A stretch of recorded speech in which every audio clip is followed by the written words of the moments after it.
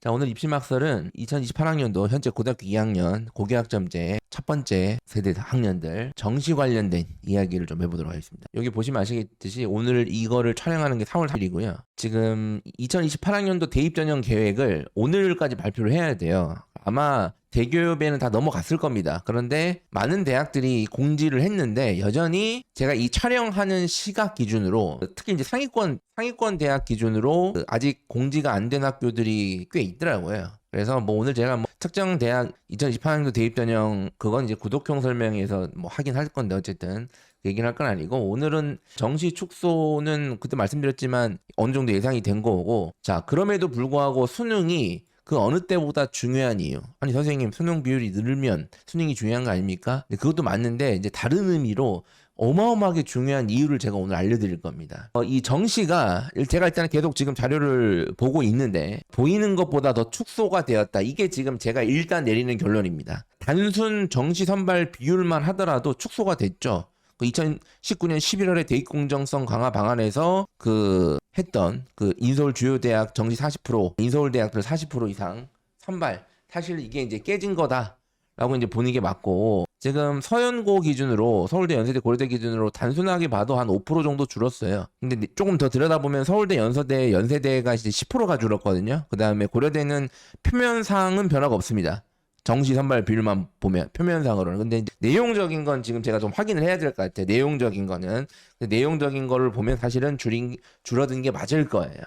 아니 선생님 내용적인 게 뭐고 보이는 것보다 더 축소되는 게 뭡니까? 아니 선생님이 맨날 사기꾼의 언어를 쓰지 말고 직관적으로 이야기하는 사람이 전문가라고 해놓고 왜 오늘은 자 우선은 요게 이제 이화여대 2028학년도 대입전형 계획 따끈따끈한 겁니다. 이제 오늘 업로드된 건데 우리가 알고 있는 수능은 수능 100으로 선발하는 수능인 거예요. 그렇죠? 그리고 그렇게 해야 수능의 의미가 있었던 거고 맞죠? 수능 100 이게 정시 수능의 의미잖아요. 대입에서 많은 분들이 그거 활용하고자 하는. 그러니까 일단은 이화여대를 보면 4%입니다. 그러니까 단순하게 봐도 좀 줄었어요. 자, 내용적으로 보면 수능이 두 개가 있는데 자, 여기 보시면 수능 100으로 선발하는 전형이 하나가 있고 일단 뭐 예체능 이런 건 일단 뺄게요. 대부분 해당 사항이 없고 이렇게 하는 학생들은 이제 알아서 잘 갈 거니까. 그 다음에 수능 학생부 전형이 있어요. 그렇죠? 그런데 제가 방금 말씀드렸듯이 수능의 의미, 수능 100이잖아요. 수능 100, 묻지마 수능, 수능 올인. 이게 되게 중요한 거잖아요. 수능하려는 학생 부모님들한테는. 그러니까 기존의 의미의 수능 선발 인원은 사실상 요거만 보는 게 맞는 거예요. 그러니까 그 전에는 수능 100이었는데 쪼개져서 수능이랑 이 교육과정 평가에 대한 것들을 하기 시작하는 이 전형 두 개로 쪼개졌잖아요. 그러니까 합쳐서 보면 전체적으로 보면 5%가 줄었는데 사실은 수능 100의 의미를 두면 어마어마하게 줄은 거예요. 이게 수능을 왜 해요? 내신이 망하니까 수능을 하는 거잖아요. 내신을 망인데 수능을 왜 해요? 내신이 좋은데 그렇잖아요. 그리고 이제 건국대 같은 경우에는 참 이게 참 볼 때마다 왜 이렇게 다들 힘들게 사는지 모르겠어요. 참 이게 이 보시면 건대가 정시 선발 비율 2027학년도 8% 정시 소개 그 다음에 2028학년도 43.2% 그러면 이제 거의 안 줄은 거잖아요. 안 줄은 거죠. 건대는. 그러니까 건국대 입장에서는 우리는 정시 비율 유지해서 이렇게 얘기하고 다닐 수도 있겠죠. 자 그런데 잘 보시면 특성화 고교 농어촌 학생 뭐 기초생활 창의 이거는 일단은 대부분의 해당 사항이 없으니까 빼고 자 그 다음에 실기가 있어요. 실기가 2028학년도에 7.2%를 정시 선발합니다. 실기. 그러니까 대부분의 학생들이 지원하는 건국대 수능으로 지원할 때 사용하는 일반 전형의 경우에는 38.6에서 31.1%로 줄어든 거예요. 사실상. 그렇죠? 그러니까 이제 수시에 있던 실기 선발 인원을 이제 여기로 돌린 거죠. 그렇죠. 제가 뭐 이게 디테일하게 좀 보긴 해야 되는데. 그러니까 최종적으로는 그냥 이 비율을 맞춰놨는데 내용적으로 보면 줄는 거예요. 이렇게. 그러니까 이게 저 같은 사람이 없었으면 목표대로 포장을 잘 했을 수 있으나 그렇죠. 하늘이 저를 낳았기 때문에 걸립니다. 바로. 그냥 보면 바로 걸리는 거예요. 그냥 다. 그래서 여기 보시면 정시가 보이는 것도 줄었는데 보이는 것보다 더 줄었다. 실제로는. 계속 말씀드리지만 정시를 활용하는 의미를 기준으로 봤을 때 그렇죠? 뭐 아직 대학별 자세한 거는 아직 제가 2028년도 아직도 이 홈페이지에 있다도 확인해 봐야겠지만 막 거의 막 퇴근 시간 전에 올릴 것 같거든요. 지금 많은 대학들이 퇴근 시간 전에 올려야 전화를 안 받잖아요. 퇴근 시간 전에 오전에 올리면 관련해서 학부모 전화, 언론사 전화 받을 가능성이 높잖아요. 상위권 대학은. 그러니까 저 같아도 퇴근 시간 전에 업로드하고 그냥 퇴근할 것 같아. 그래서 자세한 대학별 분석은 구독형 설명에서 할 거. 아니 구독형 설명에 왜 너는 아니 뭐 저도 먹고 살아야죠. 그리고 계속 말씀드린 이 유튜브라는 게 이거를 대학별 분석을 해봤자 안 봐요 많이. 자 그러면 오늘 사실 이거를 주로 다루려는 건 아니고 아니 줄었는데 왜 수능이 그 어느 때보다 중요한 거냐 이거를 다룰 거거든요. 수능이 중요한 이유는 수능 최저 때문입니다. 그러니까 수능 최저가 없어진 경우도 있는데 전체적으로는 수능 최저가 좀 증가되는 그러니까 이제 더 확대되는 경향으로 보는 게 맞거든요. 그래서 전체적으로는 수능 최저 활용도가 더 커졌습니다. 2028학년도 대입으로 치면 그러니까 수능 최저가 되냐 안 되느냐가 단순히 그 대학을 지원하냐 못하냐를 넘어서 어마어마하게 지원 옵션 다양한 지원 옵션으로 그 기능할 가능성이 높다. 그러니까 내가 수능 최저가 되냐 안 되냐가 내가 나중에 수시 원서를 쓸 때 어마어마한 무기가 되냐 안 되냐예요 이게. 그래서 수능이 중요합니다 라고 얘기하면 사실입니다. 이거는 사실인데 여기까지 이거 이유를 들라고 얘기를 방송을 켰으면 제가 아니죠. 이 정도는 웬만한 전문가들도 할 겁니다. 진짜 중요한 이유가 두 가지가 있습니다. 그 두 가지 광고를 좀 하고 제가 알려드리도록 할게요. 의자 광고가 들어왔습니다.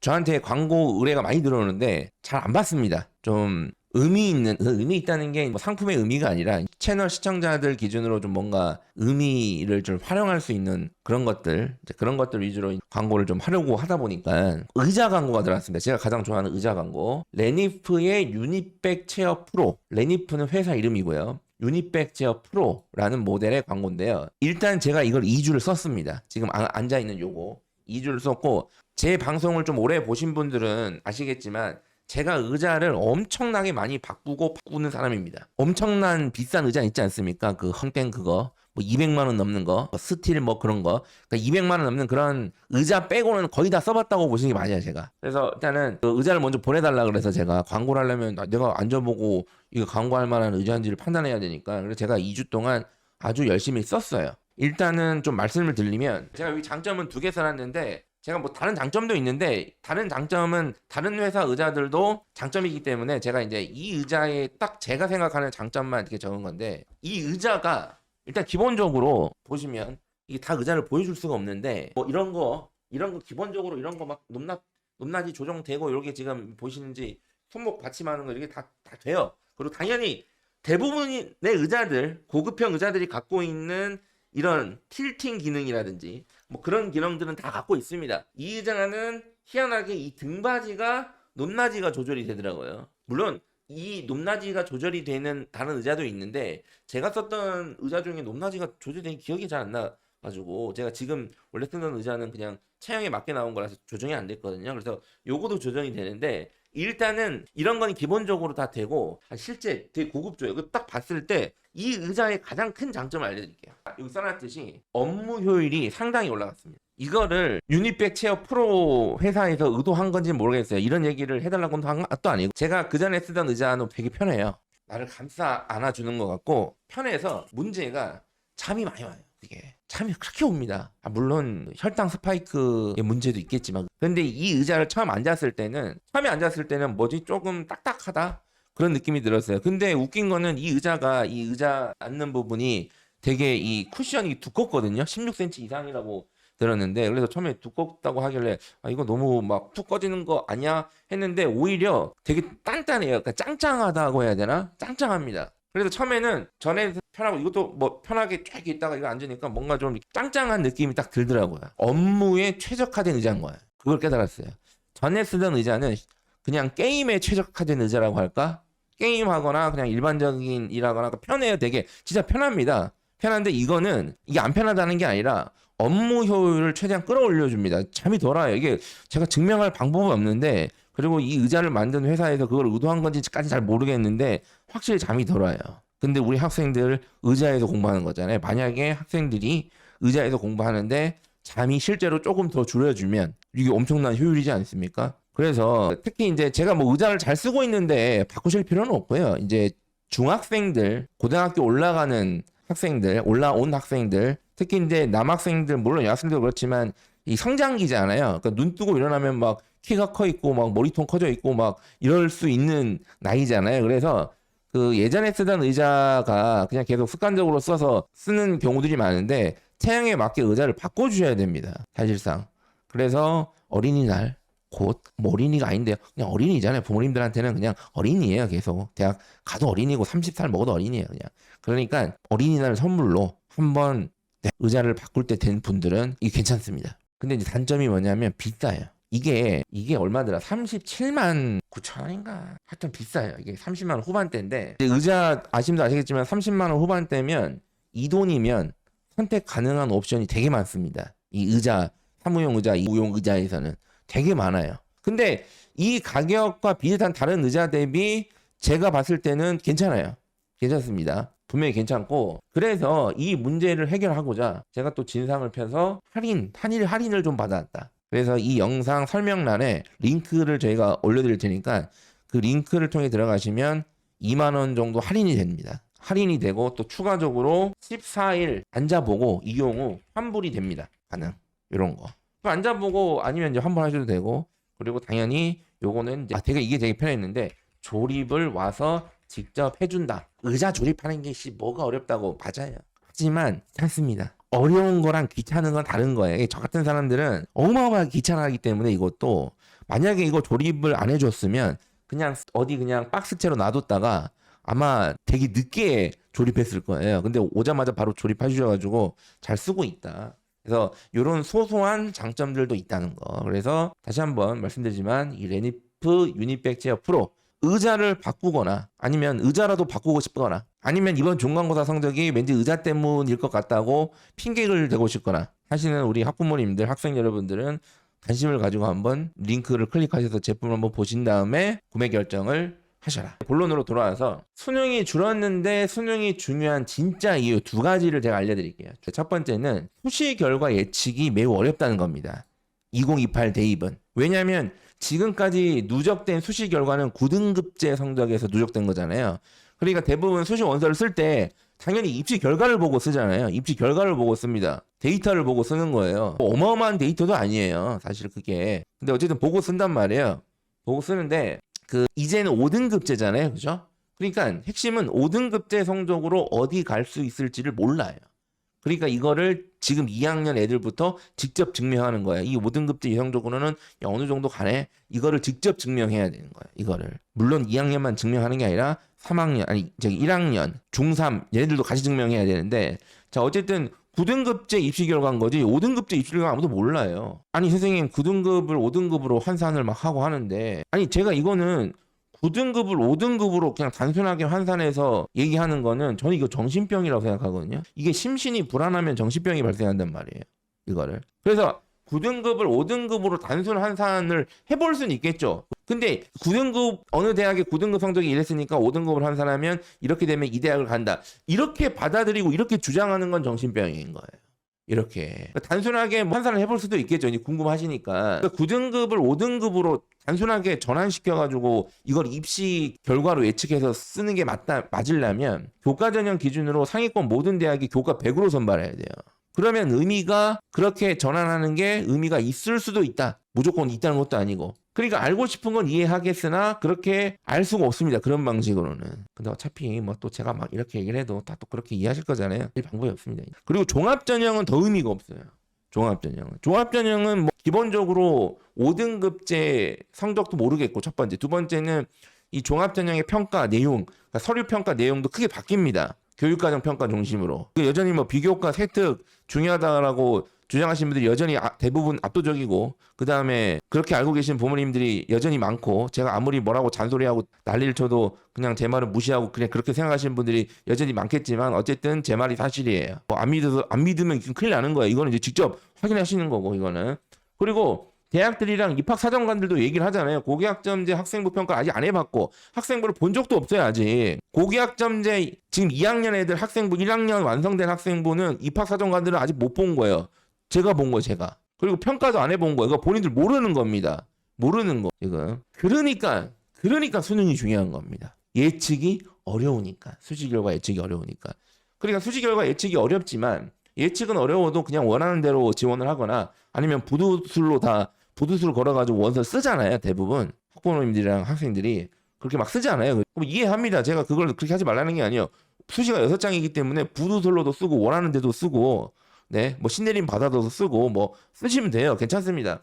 문제는 그렇게 썼지만 9등급제에서는 그래도 합격 가능성을 기준으로 원서를 몇 장 이렇게 쌓아 올릴 수가 있었는데 지금 이제 5등급제로 바뀌면 그 확실한 카드를 알 수가 없기 때문에 그렇죠. 수시에서 불합격할 가능성이 그 어느 때보다 높은 거예요. 그래서 만약에 수시 불합격을 이렇게 쓰면 수시가 다 떨어지네? 라고 직접 증명했을 경우에는 어떻게 해야 돼요? 수능으로 대학을 가야 되잖아요.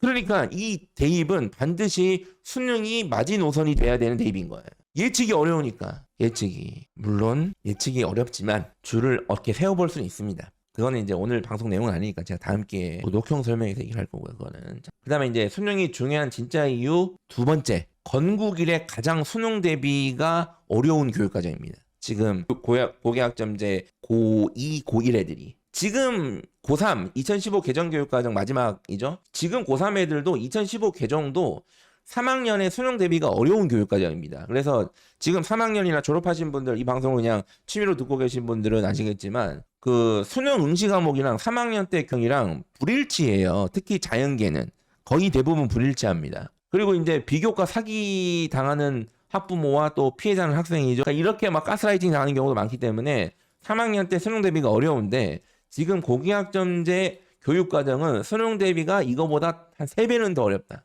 그냥 거의 불가능한 거 아닌가? 지금 고교학점제는 2학년부터 수능 교육과정이랑 불일치합니다. 이미. 그래도 지금 고3 애들은 2학년 때는 대부분 수능 응시 과목이에요. 그런데 지금 고2 애들은 수능 응시 과목도 있는데 수능 안 응시한 과목도 있어요. 대표적으로 자연계 학생들 문화생지가 이제 수능이 아니잖아요. 지금 통합과학이잖아요. 선생님 문화생지 하면 통합과학에 도움이 도움이 되겠죠 당연히. 근데 어쨌든 문화생지를 치는 건 아니잖아요. 그 다음에 기하 2학년 때 많이 배우죠. 기하 수능 아니잖아요 이제. 그러니까 이미 2학년 때부터 수능이랑 교육과정이 불일치가 발생합니다. 3학년으로 넘어가면 이제 아예 노답이에요. 그냥 수능이랑은 아예 다른 대입 상황인 거예요. 그래서 제가 이제 뭐라고 하는 거예요. 제가 비판을 많이 하는 겁니다. 그래서 이걸 다 알아요. 교육부도 모를 리가 없어요. 이거를. 근데 왜 누워있는지 모르겠어요. 지금 교육부가. 눈 뜬 상태로 누워있는 것 같거든요. 지금 보니까. 그리고 2015보다 이수해야 할 과목도 많아지잖아요. 그러니까 수능 대비가 건국 이래 가장 어렵습니다. 그 선행학습을 많이 하는 학생들도 이 정도면 다 까먹고 어려워요.